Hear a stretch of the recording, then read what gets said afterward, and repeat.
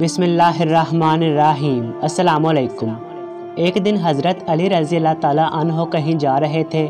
راستے میں آپ رضی اللہ تعالیٰ عنہ کے پاؤں کے نیچے ایک چیونٹی آ گئی، جس کی وجہ سے اس کا ہاتھ مجروح ہو گیا۔ آپ رضی اللہ تعالیٰ عنہ تھوڑی دیر کھڑے رہے اور افسوس کرتے رہے، حتیٰ کہ چیونٹی سوراخ میں چلی گئی۔ رات کو خواب میں دیکھا کہ رسول اللہ صلی اللہ علیہ وسلم فرما رہے ہیں، اے علی، تم نے کل کیا کام کیا کہ جس کی وجہ سے اللہ تعالیٰ اور اس کے تمام فرشتے تم پر غضب آلودہ ہیں؟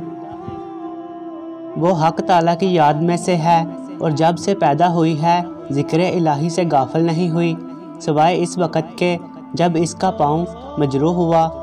حضرت علی رضی اللہ تعالیٰ عنہ نے عرض کیا کہ یا رسول اللہ صلی اللہ علیہ وسلم، اب میرا کیا ہوگا؟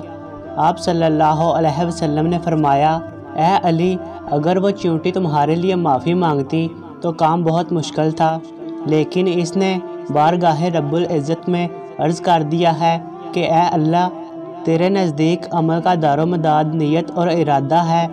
لیکن علی رضی اللہ تعالیٰ عنہ کا اس کام میں کوئی قصد اور ارادہ نہیں تھا، تو بہتر جانتا ہے۔ چنانچہ حق تعالیٰ نے اس کی معافی فرمائی ہے۔